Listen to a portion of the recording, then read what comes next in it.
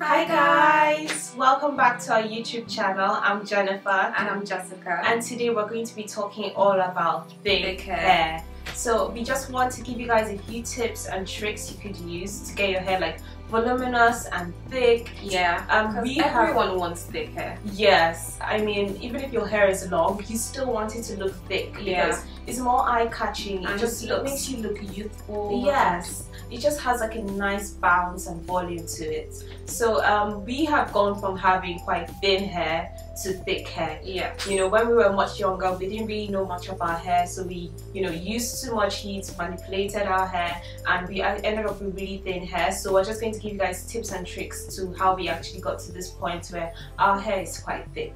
First tip is genetics. And this is very important before you actually go into anything, to actually figure out your genetics, if your hair is naturally thin or if it's naturally thick. And this is determined by hair density. And hair density really is the amount of hair you grow per square inch on your head.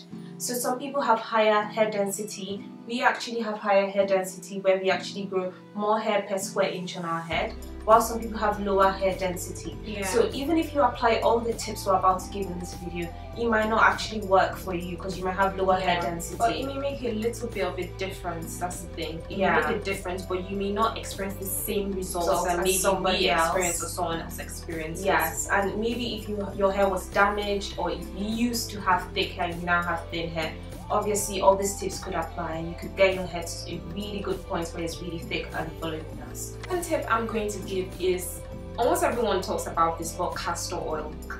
Castor oil, Jamaican black castor oil is key to hair growth and hair thickness. And I think like a couple of months ago, I always did this side part, so I started to thin out a little bit in my edges because I would always apply aloe vera gel to my edges and slick it back.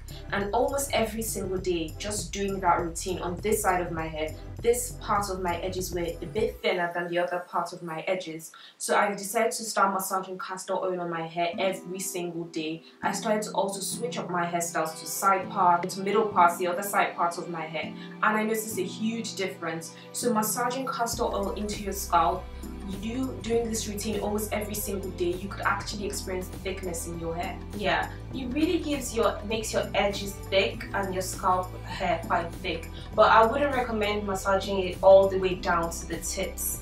And this leads me to my next tip, which is using heavy oils and heavy products. I feel like this really dampens the hair. If you want the thick look, you actually have to minimize on like the heavy oils and heavy products. I feel like the most common type of relaxed hair I see on girls is a lot of products, a lot of oils, and it has no movement. The hair has no movement. It doesn't have much volume because it's weighed down by so many products. And I feel like once you dip conditioning on your wash day, you're already giving your hair moisture, and your hair also produces natural oils. So you don't need that much. You don't need to use so many products. So I would advise at least massage the castor oil onto your scalp. And you can also use it with another oil because the castor oil is really thick, so it's good to use it with a carrier oil. Use it with another oil to massage into your scalp, thereby it's not too thick and it's not weighing your hair down.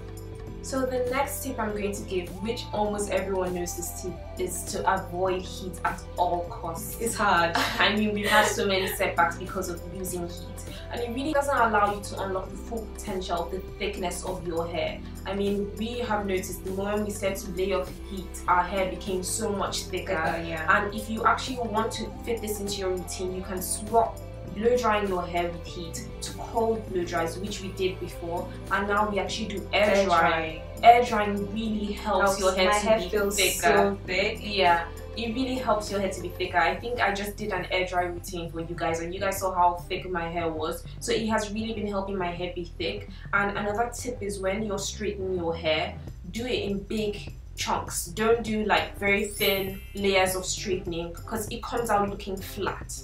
Do your hair in big chunks, thereby you still have volume to your hair. And also when you're straightening your hair, another tip that helps is curling it at the ends rather than just straightening bone straight. So it comes out voluminous, it gives the illusion of thicker, voluminous hair. Yes.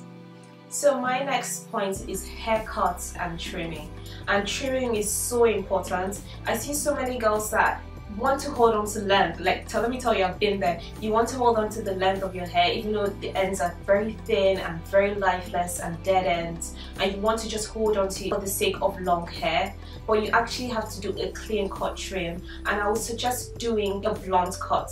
Now, I'm actually wearing a blunt cut that Jessica did for me. I chopped off about 3 to 4 inches off my hair because I was feeling like my hair was a little bit thinner than I liked, and the ends were actually really getting damaged from heat. So I just wanted a big trim. So I trimmed off 3 to 4 inches, but I would suggest a blunt cut. The way you do a blunt cut, it actually makes the ends thicker. And I feel like that's hard most of the time with relaxed hair, to have thick ends. So doing a very clean blunt cut gives you thick ends. Another way also to maintain thick ends is the bagging method. I actually watched this from another YouTuber, I think Long Hair and Lipstick, and she talked about the bagging method, which is literally using like a shower cap to put your ends in a shower cap whilst you sleep, like within your hair bonnet.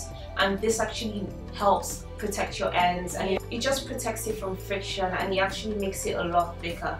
So I would suggest you try that as well. So another tip I want to stress about is you guys don't really have to go natural. The first thing so many people think about the moment they're experiencing thinner hair is, oh my god, when I go natural my hair is going to be thick. And this does not really happen for everyone, because like Jennifer just said, there's hair density, and some natural girls also don't really have high hair density where their hair is thick. So literally it just depends on your hair type, how thick your hair naturally is from genetics. It doesn't mean if you go natural your hair is just going to end up being super thick. So you just have to find out what works for you. And us changing up our routine from leaving a relaxer on our hair longer, we now leave relaxer on our hair just 5 minutes and wash it off. That really helps our hair to be thicker. Also changing from using a relaxer to a text laxer helps your hair to be thicker as well. So you can find routines with relaxed hair that allows your relaxed hair to be thick. You don't have to change and be natural.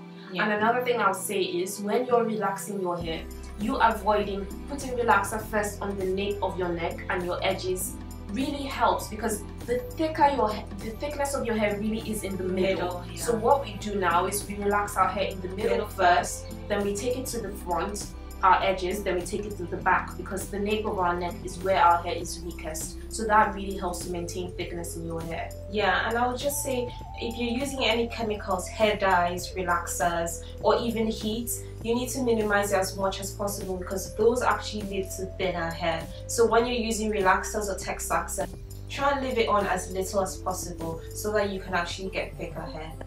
So the very last tip is to avoid stressful hairstyles. And you know, most of the time we want to have a protective hairstyle. We go and we do these tight buns with like a tight hairband, and we also pull on our edges with gel. We pull on our edges to slick it down, and this is so stressful on the hair. Even most of the time when we do braids, box braids, or we do actual braids, it's actually quite tight on the edges, and it pulls and tugs on the edges, and you end up having your hair loosened, and you're wondering, why are my edges thinner? And I did this protective hairstyle to actually protect my hair. But these hairstyles could be quite stressful. I feel like you should just, most of the time, try and leave your hair alone as much as possible. Try and do loose hairstyles, loose buns. Because I just did a messy bun, and that's really good for a low manipulation hairstyle that you can do to protect your hair, but you're not pulling at your edges. So you just need to take it easy with your hair, be gentle with your edges, be gentle with the back and the nape of your neck, the hair there, and just let your hair breathe, let your hair live, so that you can actually get to its capacity of thickness. So guys, these are our tips. If you guys have any tips for us on thick hair, you can leave it in the comments down below. We would love to know more of your tips. I'm still learning more and more about thick hair. I would like to get my hair really thick as possible with relaxed hair that I can. Thank you for watching. Thank you. Don't forget to like and subscribe. Yes, we'll see you guys in our next video. Bye.